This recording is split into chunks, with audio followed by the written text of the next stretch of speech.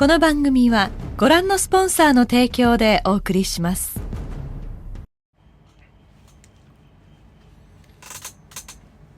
大家好啊！今日係2025年嘅6月1日，藏歷嘅4月初6日，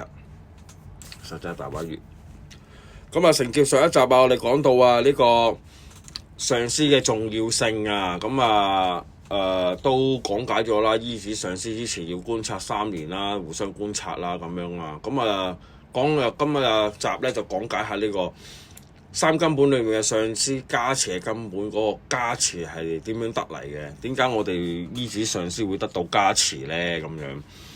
首先啊，我哋要理解啊，藏傳佛教嘅上師呢個師長系統啦，並唔係呢個藏傳佛教獨有㗎，喺呢個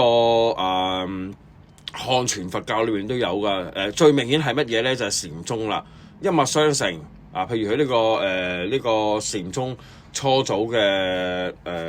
達摩啦，一路咁樣認啦，咁啊點認咧？認二祖啦，認三祖啊，認二祖就認三祖，三祖就認四祖，四祖認五祖，五祖就認六祖，六祖就開五花咁樣。咁佢哋有個好似呢個血脈圖咁樣㗎。如果有理解漢傳佛教嘅朋友啊，都應該知道呢個禪宗嗰個體系咧，就係由禪師認證去下一代嘅。呢一個具體嘅內容啊，大家可以參考或者去睇翻呢個六祖壇經裏邊永嘉禪師嗰一欄㗎。咁啊呢度又唔再多介紹呢個漢傳佛教嗰個體系啦。咁啊相信認知嘅人就認知啦。即使係南傳佛教啊，例如龍婆笨啊，或者係阿浸掹啊，佢哋嘅弟子認證互相認證落去，都係咁樣認證嘅。呢個就係所謂嘅師長系統，即係並唔係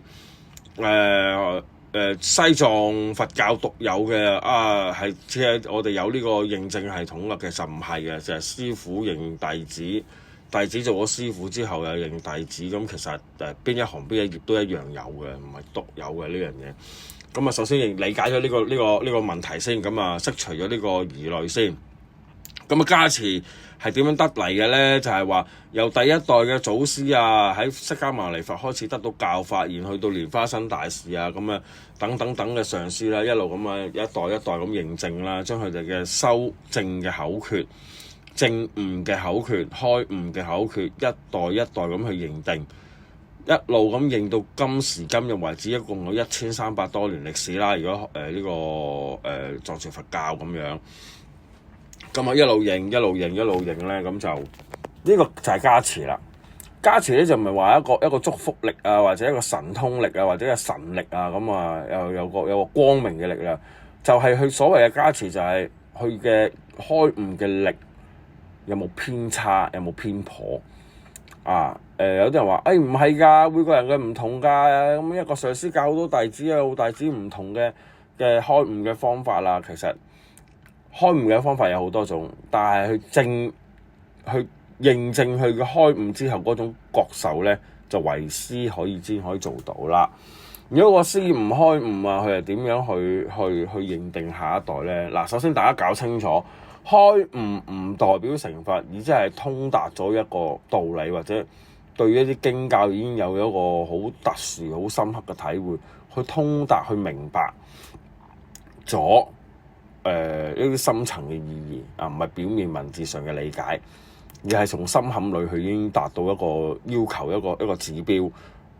當然啦，有人問我即係咩啊？即係有個咩啊？即係如何啊？咁樣我呢樣嘢就問翻你哋自己師傅啊。如果冇師傅，唔該你哋自己揾師傅啊。佛教係需要師承嘅。任何一個教派都要師承嘅，甚至你學電工、學木工都有個師承嘅師傅要教你嘅，就唔好自為自己即係有啲人好自負嘅，呢樣嘢就唔去批評佢哋啦。可能有天才都唔出奇。仲有一樣嘢，有啲人反駁我嘅，釋迦牟尼佛冇師傅，錯啦。釋迦牟尼佛咧係依止個外道六師嘅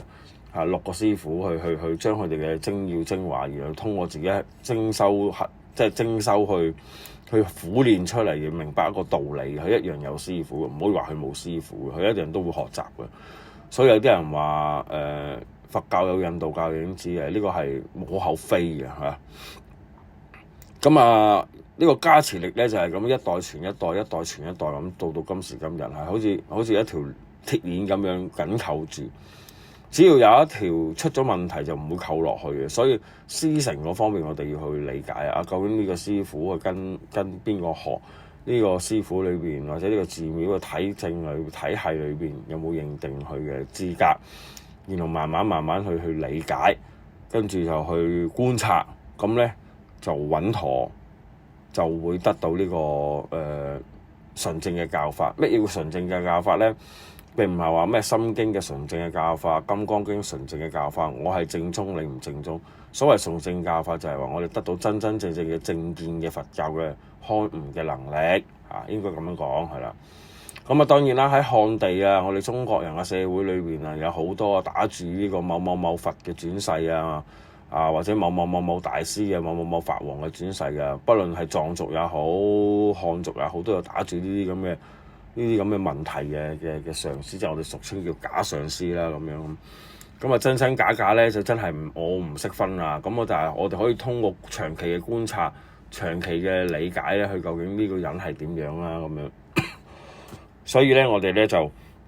冇咁輕易去拜師啦，亦都唔好去咁輕易去接受灌頂啦。當然啦，有啲好出名嘅上師去嚟香港或者啲地方去灌頂，咁就無可厚非可以去參加嘅，即係有啲比較年長佢自己本身有一定嘅喺圈內面有一定嘅公信力呢啲就肯定冇問題，佢本身師承。但係有啲好後生有啲譬如有啲人有啲漢人連基礎嘅佛理都未有跟住打住個旗號話咩光明灌頂咩宇宙光明宇宙能量咩吸引力法則嗰啲乜咧嗰啲標榜心靈咩科學信仰嗰啲，咁大家要小心啦。呢類人係乜嘢人咧？咁係咪真係得到藏傳佛教嘅傳承咧？我哋要保持呢個克制，唔好深信咁當然啦，受騙嘅大多數都係一啲唔係無知苦愚我唔可以咁樣講啦，一啲好迷惘即係對生活或者對一啲事情好迷惘咁希望有個神有個佛去打救佢咁樣。咁其實有啲人別有用心嘅人去謀視呢班人即係冇辦法嘅呢樣嘢，打假打唔到幾多嘅，最緊要就係教育。即係我覺得最要係教育，所以我哋要認知上師嘅重要性喺邊度，佢嘅加持力係點樣得嚟？係咪真係某個上師收到某一個大神通，然後個神通好似倒水咁倒落俾你灌俾你咧？咁其實所謂如甘露般灌注弟子嘅加持就係所謂個甘露，就係我哋學習佛法嘅竅門竅訣，嗰啲就係甘露啦。即係我個人認為係咁樣啦，咁當然有好多人就去反駁呢樣嘢，我就唔去理解，即係唔去解釋俾你聽啦。但係大家問心嗰句係咪真係咁樣咧？我講嘅嘢有冇道理咧？大家去觀察我呢個説話裏面嘅背後意義啦。咁上師要尋找一個善知識係非常之困難嘅，我哋要好多個福報好多個善緣先得嘅。就好似善財童子嘅故事啦，咁大家都聽過啦。佢最初喺文殊菩薩嗰度發呢個菩提心啦，佢希望去學習內外嘅所有嘅法門啦，修行需要上師嘅指點嘛，一步一步咁樣咧，一共醫治咗53位嘅上師。咁當然啦，如果從文字上嘅理解咧，我哋係話真係拜咗53位嘅上師。咁文殊菩善財童子最終係得到呢個開悟，都係通過師傅去開悟。所以我哋要有一個具相具格嘅上師最低限度要有兩樣嘢，真係最低限度嘅。一個就係要有呢個慈悲心啦，人格嗰方面要好啦。第二就係要有知識啦，有傳承啦咁樣。有啲人話要揾個開悟嘅上師，其實開悟我哋係好難知道開唔開悟。我哋歸根究底，我哋最基礎嘅回歸最常識嗰樣嘢，佢嘅人格如何啦，佢嘅學問如何啦，呢個先係最重要嘅，因為好難嘅。上師嘅具德，上師嘅法相係好嚴格，非常之嚴格，甚至可能喺教內裏邊我可以咁言咧，即係唔會數得超過20個人，即係20位上師，即係現代嚟講，即係完全合乎晒窿清巴上師窿清巴大師裏面嘅要求尖邊窿巴大師裏面，就算大幻化網光明總論裏面嘅邊帕倫波寫嘅光明總論裏面嘅要求係好難，非常之難。所以喺末法時代啊，尤其我哋喺呢個時期啊，我哋能夠揾一個人格好有學問嘅，其實已經係我哋係福報，已經係好犀利嘅啦。即係我哋已經好有福報，起碼佢唔會帶領我哋行歪路。所以咧就依止善知識係好困難嘅，所以大家一定要用智慧去觀察，唔可以太過蠢嚇，一定要好好咁啊！通過3年嘅觀察之後啊，我哋啊可以放心咁去跟佢真係去學密法啦。嗱，呢度就開始學密法啦，即係好似我咁當年去康定金剛節，即係3年冇睬過我，完全即係雜役奴隸咁樣，即係唔好話奴隸嘅，我樂於做嘅，即係可以雜役做雜役咁樣啊，洗廁所啊、煮飯啊、幫上司洗衫啊咁樣，帶啲老喇嘛去睇醫生啊，去幫手做呢樣做嗰樣啊，擔石仔搬木頭啊咁樣，呢啲係做弟子應該對佛法應該有嘅一種虔誠心嘅。後期先話學加行啊，學入修加行啊，入菩薩論啊，學心根本啊，咁慢慢學北伏藏嘅內容啊，理解佢嘅嘢啊，咁樣慢慢修啊，咁樣自己修啊，去學習嗰啲經教啊，咁樣。咁我師承好多個㗎，譬如最大嘅中觀學啊，最大嘅恩德嘅師傅上師啊，就喇嘛汪尊珠啊咁樣。咁啊又有好多嘅咁啊，好多嘅上師啊咁樣去教授啊，好多顯宗嘅哲學嘅理論啊，咁啊密法裏邊有灌到個巨恩灌頂上師啊，喇嘛蒙扎佢哋嗰啲。我個巨恩大恩，即係最大嘅恩德係呢個 Khenpo de Lhasa Won，佢哋都好嚴格咁樣要求一個學習所有都好嚴格要求學習，所以到呢個時候啊，我哋就可以講視師如佛啦。有啲人覺得啦，視師如佛啦好荒謬啊，因為佢明明係一個人，點解會得到一個佛咧？咁樣咁啊喺呢個日本真言宗裏面有一本叫《金剛頂經》啦，佢咪有一段係咁樣講嘅：恭敬阿闍黎等同一切佛，所有言教誨皆當盡奉行啊！呢個就係話啦，如果一個真正嘅師傅啊，你視佢一個佛陀無異啊，咁樣咧你就會得到佛嘅加持。如果你視為一個普通人啊，你就只會得到一個普通人嘅加持。咁即係一個類似吸引力法則啦，我哋有個説法啦。咁其實有啲牽強嘅，因為有啲人就唔係好明我講乜，就係即係逼我要即係要用啲咩什麼吸引力法則去講俾大家聽。其實唔關事嘅，即係你個心性如何，你吸引嘅上師就會如何。即係之前上一集講過如是上師如是弟子，你係希求解脫、希求實修嘅，你揾翻嚟嘅上師，你觀察翻嚟嘅上師都會係呢一類。如果你係純粹話我希求嘅係發財啊，要各方面啊咁樣啊，當然亦都有啲發財嘅上師係立品嘅，都好好嘅咁樣。但係我哋都要好審慎咁樣去觀察自己嘅動機，然後再觀察嗰位師傅嘅動機，咁就好好啦。咁樣就因為之前觀察過之後啊，如果你再觀察過，再去觀察咧，就做唔到視師如佛嘅。所以咧，我哋咧就要通過3年嘅觀察上師咧，我哋覺得完全認定咗咧，我哋又無需要再觀察呢個上師嘅言論，即使佢有啲覺得有啲唔係太好嘅言行，我哋都純粹係我哋自己業力嘅呈現啦，咁樣係一個阿 Q 精神。所以咧，有啲人係觀察3年，有啲人觀察6年咁樣，所以要自己好好咁去睇，去觀察，先好醫治一個上師，先至好做視師如佛，否則唔係。視師如佛，一開始就視師如佛，呢個係道德嘅綁架嚟嘅。好多上師有啲藏區嘅上師就好中意用呢句説話，視師如佛啊！你會聽我話，如果唔係落金剛地嘅話，呢啲係道德嘅綁架嚟嘅。喺我哋藏傳佛教真正嘅體系裏邊，我哋唔能夠一下子視師如佛嘅，我哋要通過觀察，不停咁觀察去理解。所以最後先可以做到視師如佛。呢個時候，我哋修一個法門叫上師相應法咧，咁佢嘅功德、佢嘅意義就生起咗啦。所以就唔可以一下子就話對上師對弟子施壓我就係佛啦，你唔可以對我生邪見啊，你唔好對我呢個破誓言啊。真正嘅上師唔會咁樣講，真正嘅上師就希望就係話弟子觀察佢亦都觀察弟子，大家去互相觀察係啦，所以就唔可以咁樣我哋諗一諗釋迦牟尼佛有冇講過你唔恭敬我，你就會墮落冇講過呢樣嘢噶嘛，係咪？所以大家要小心認定啦咁啊，如果我哋視上師為一個凡夫啊，咁啊得唔得到加持咧？你就得到一個普通人嘅加持。咁啊，以前就係話西藏人啊，以前西藏人啊冇乜人成就，好少人啊。咁啊有一次中東巴問阿底峽尊者啊，哇西藏好多人修行啊，都冇乜成就啊。咁啊尊者就同中東巴講啦，咁樣就話大乘嘅功德嘅成就係完全依賴上師而生起嘅。咁啊你哋西藏人啊把上師就看作一個凡夫，又點會得到加持？點會得到成就咧？咁樣，